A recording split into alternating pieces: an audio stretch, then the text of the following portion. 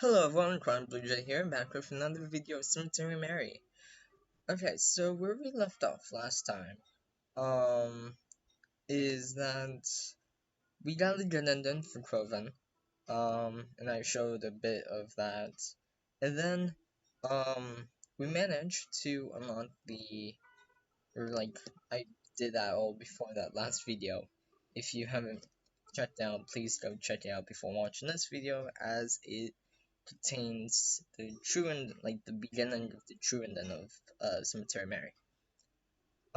So, like I said, where we left off last time, um, Coven and this driver or person, like mysterious person, um, got into a fight.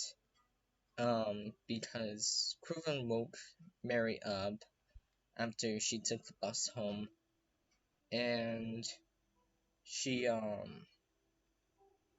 like Coven basically got her to go into her car.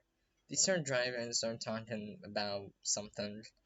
Mary doesn't know what's going on. We don't exactly know what's going on, although if I had to guess, it was due to the butcher. If y'all don't remember, well, if you'll remember that person. Um, so yeah, that's pretty much where we left off. Um, but as I said, if you haven't seen that video already, please go check it out. Before watching this one or any of these other ones. Um, because it does contain the true ending for the game. Um, so yeah, that's where we left off. Um, one quick thing before we get into the video. If you enjoyed this series or want to see more of it, I would highly recommend you like the video, subscribe, and click that notification bell for future videos. And without further ado, let's get back to the game. So you know Hollinsay, right? Yes, it's where my own uncle lived for most of my life, and where my parents lived before they had me. That's right. Well, how do I say this? Picture this with me, if you will. Mom gang, criminal organization, use whichever words you please. Where there were two of them, centered in Hollinsay.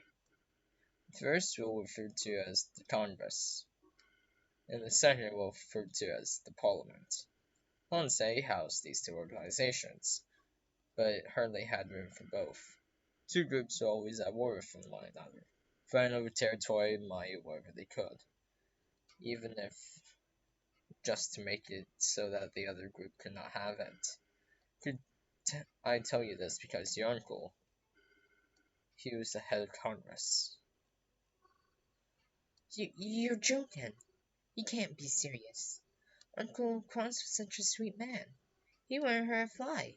Haven't you ever questioned why he wore that eye patch? It was from his time in the army. He was in war. Oh, I see.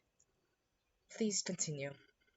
Eventually, the Congress had overpowered the Parliament, and the Parliament was pushed to Blackwood. Congress now had full control of Hollinsay, and weren't worried about the Parliament interfering with their plans anymore. I wish I could say that's where the story ended, but if it was, we wouldn't be here right now. Your mother, Mary. My mom? What about her? Your mother was a good friend of Cross. Longtime friends. I believe they known each other from back when your mother was still a child. Yes, I knew that. That's why I started calling him my uncle to begin with, because he was such a good friend of Mom's. Okay. Did Mom know, or was Mom involved? Maybe was Mom involved. Please tell me. Yes, she knew. Your father knew too, but they were never involved in any of it until recently, huh? Let me finish explaining. After the Congress had complete control of Colonsay, your uncle, aunt, and parents lived here peacefully, more or less. For a while, But your mother had wanted to open her own restaurant, diner, eating establishment. And the perfect location she was looking for was in Blackwood. The uncle not bent her not to make the move. They were scared that the Parliament potentially turning her, even if she was never involved in their business. If she wanted that restaurant, it was her only option. Not to mention, she was a sensitive child, and well, believe it or not, back in the day, Blackwood used to be a lot cleaner than Hollinsay was. Even with the Parliament there, the tables certainly churned, don't they? So, despite their warnings, her parents moved to Blackwood to start their restaurant. And well, their family. The aunt and uncle were still worried, but you guys actually seemed to stay pretty safe. We didn't really have any reason to worry. They even felt comfortable visiting you guys from time to time. They'd even joke about how the Parliament may not even exist anymore. But they showed us that they were still alive and kicking soon enough. A few years ago is when things really began to spark again. We received reports of gang activity beginning to pick up in Blackwood. That alone may not have concerned us much, but then we started getting reports of enemy gang members parading themselves around Hollinsay, calling themselves the Parliament. That really made our sirens go off. Then, out of almost nowhere, your aunt and uncle's home was broken into. They weren't sure if it was related, but well, it's like they were going to take their chances. We shortly ended up moving into a safe house of theirs, you could call it. Even though it was closer to Blackwood than it was Hollinsay, it seemed like the safest bet. Wait, the cabin. The cabin in the woods. The one you picked me up from. That's right. I had always wondered why they moved there. They always had such a nice house in Huntsey. Never understood why they moved to such a cramped little space in the woods. They lived there quietly for a few years, but well, you know that.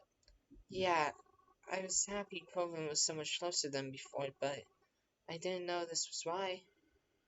Things only started to go really wrong quite recently. Your aunt and uncle, they came in contact with the head of Parliament. This head figure had promised to meet them to discuss a sort of treaty of truce, some deal or arrangement. Told them that they meet somewhere public, so there was no worry of anything insidious. After well, they finally agreed to meet them. But well, you know what went south. That more or less covers most of it. I see. Are you alright? It's just a lot to take in. I can imagine. If there's anything you need elaborate, I'll try to explain to my best of my ability. Thank you. Well, I guess I do have one question. Yes? Who are you? Oh, I apologize. I didn't realize I've never introduced myself. I'm Ovidius. I was like the first lieutenant, you could say. Right hand man to your uncle. Or, well, the right hand man's Kroven now. Coven's involved with all this too, right? Unfortunately, yes. He's always known. We just didn't expect him to inherit the Congress like us. Well, like us. At least, not yet. And Coven, he ran off. Yes. We believe we were being followed by the Parliament. Claimed the car that quickly drove past us after the crash must have belonged to them. He ran after it. I don't know what he thinks that will help, but I couldn't go after him. My priority was watching out for you. Have you been in contact with him at all? No. As I said, my priority was taking care of you. Maybe I should try messaging him. To everything you just told me, I don't feel comfortable knowing he's on his own out there. Oh, you should give me your number too then. In case you wind up separate somehow. Unnecessary. Huh? You already have it. I already have it? Wait a minute. Then that means Oh, hey! you are the strange number that I've been texting. The one I message nearly every night. Yes, that's correct. Why didn't you tell me that from the beginning? More so, why were you so creepy over the phone? You scared the living daylights out of me. I apologize. I didn't mean to. Truly, I've tried my best. I cannot come off malicious, but I see it didn't work. I'm just not good when it comes to cellular communication. Perhaps I should explain a bit more of why I'm even here. You see, back when gang activity first began to pick up again in Blackwood, the uncle assigned me a task of looking out for you. I was to make sure you were kept safe from all of this. Of course, I accepted this task. To make sure that you were never involved in any of this until now, that is. Wait, why? Why? Because you and your family were important to Cross, so he wanted to protect you. But what about you? Me? Why did you accept? You don't even know me. I know enough to know you were someone worth protecting. I'm glad I was able to meet you finally, even if these are not the best circumstances. Oh, wait. If you're with Proven, and you're also the mystery number, that means you know where my parents are, and that they're okay? That's right. Let me continue to explain. You see, keeping you safe within the city wasn't my only mission. It was also tasked with bringing you out of the city should things go awry. And well, that happened. And I was instructed that if something like that should happen, was to take you and your family out of Blackwood and bring you somewhere safer. However, what nobody told me was, you were staying with Groven. I came to pick up you and your parents, but you were not there. I never got the news that there was a rumor of a murder in Blackwood, so I had no reason to believe you might be staying somewhere else. Your parents only told me once I had arrived there, but by that point I was already in a very dangerous position. Parliament clearly on high guard. If I moved around too much, I risked jeopardizing everything. There wasn't enough time, too much risk involved in going to get you, so I left with your parents. I couldn't come back until we could be absolutely sure it was safe to take you away too. But if Grover really did see a Parliament car pass by, perhaps it still wasn't safe enough. Then where are they now? Why didn't I hear from them? We didn't want the Parliament potentially catch on to us, and we were afraid they might be able to track your parents' phones, so I confiscated them.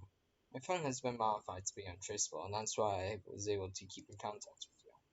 The same can be done for your parents.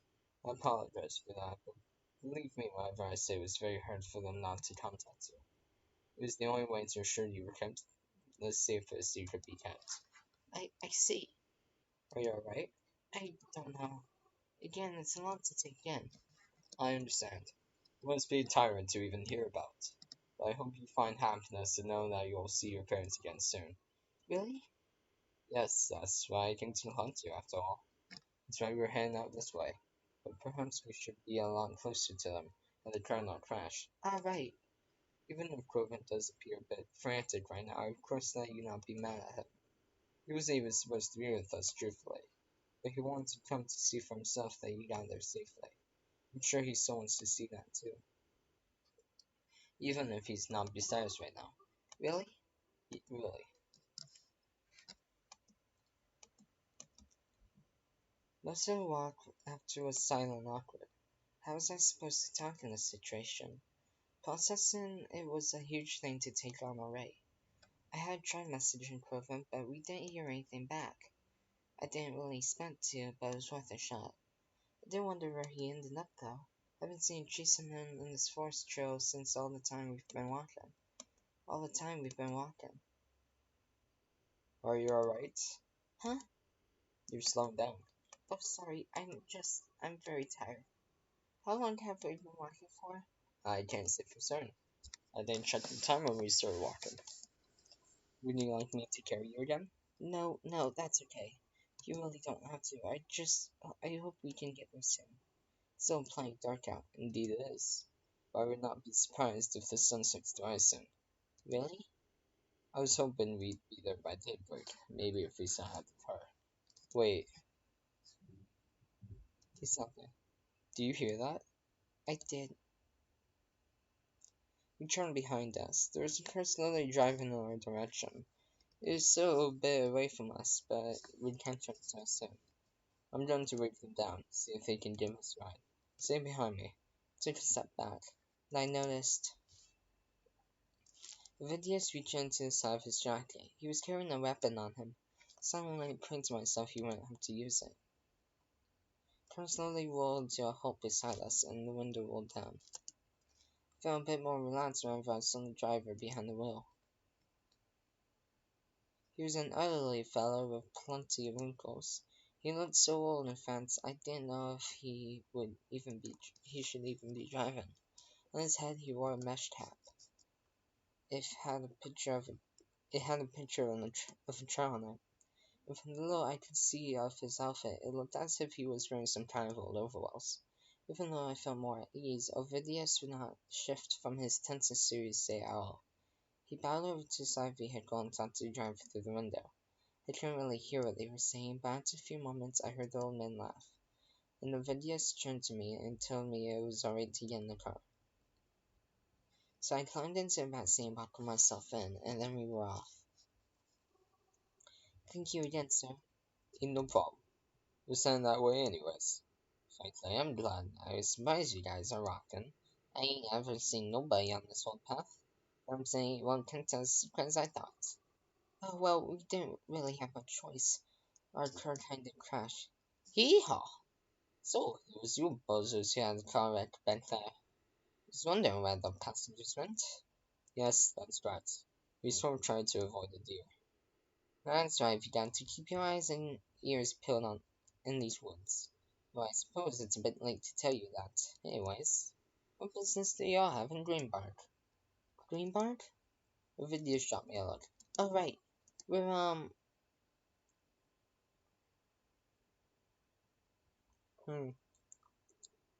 Any special occasion? No, just visiting.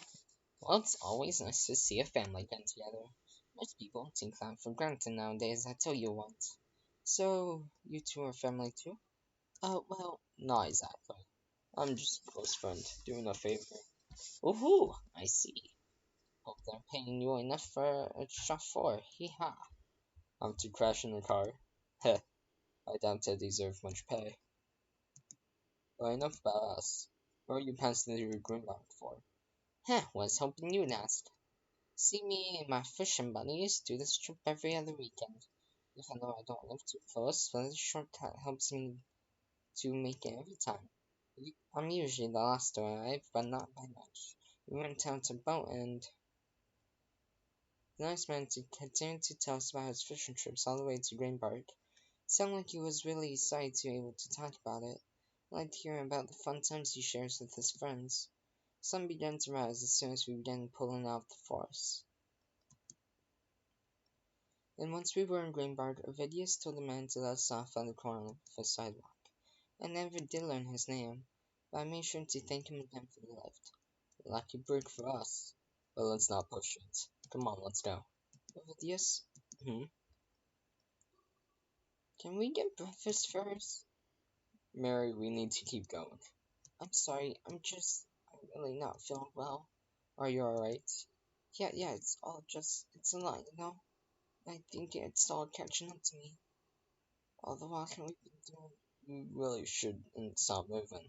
You're right. I understand. Come on. Huh? We'll get you something to eat. We'll just have to be quick. I'm sorry. Don't be sorry. Let's go. Ovidius tried to look for somewhere that may be open.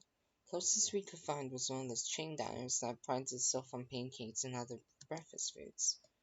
They seemed to be the only place open, anyhow. Luckily, they weren't packed at all, so we were seated right away. I was happy about that. And please be quick. The girl is practically dying over here. Ovidius shut his coat off and then tossed it onto the seat beside him, before taking a seat across from me. You didn't have to do that. Hmm? Rush the wait staff. It's not that dire. You're feeling unwell. Sure they can see that? You also shouldn't toss your coat like that. It's expensive, isn't it? It'll wrinkle easily like that. Well, if it'll wrinkle so easily, maybe it shouldn't cost so much. You think that? Yes, I do. Why, it's expensive stuff the type that ruins so easily. You should get that what you pay for.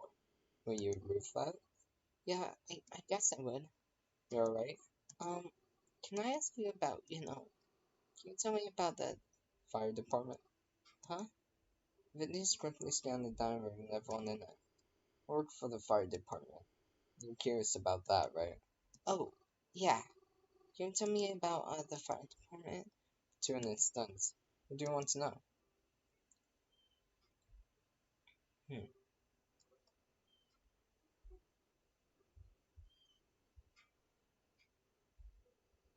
Am I good at being a fireman? No.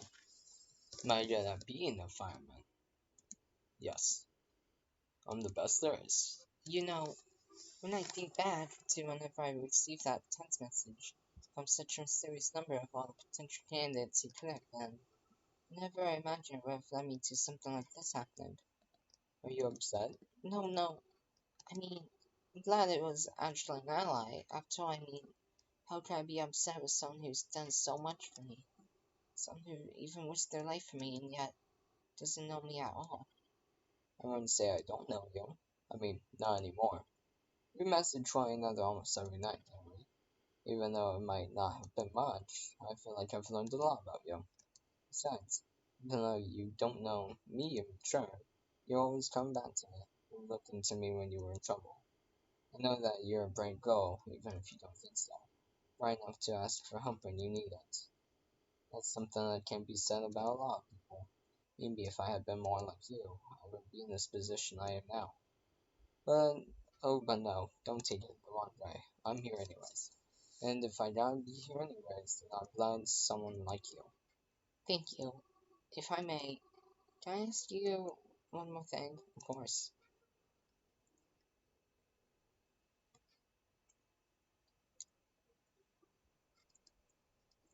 Yes, go ahead. My uncle in the fire department, you knew my uncle. You said you would be right beside him, right? Yes, I did. My uncle, was he a good person? I'm silent for a moment. Listen, Mary, your uncle, I owe my life to your uncle. I'm sure many others do too. Just 'cause I'm loyal to him doesn't mean that he was exactly a good person either. Your uncle did a lot for me and for the rest of the fire department. But there isn't no such thing as a good firefighter. I guess I didn't realize how that sounded out loud. Thank you, Ovidius, for everything you've been doing for us. I don't know if Corvin ever tells you, but really thank you so much. Of course, there's no one else I'd rather do it for. Okay, so I think that's where we are gonna end off today's video. So with that,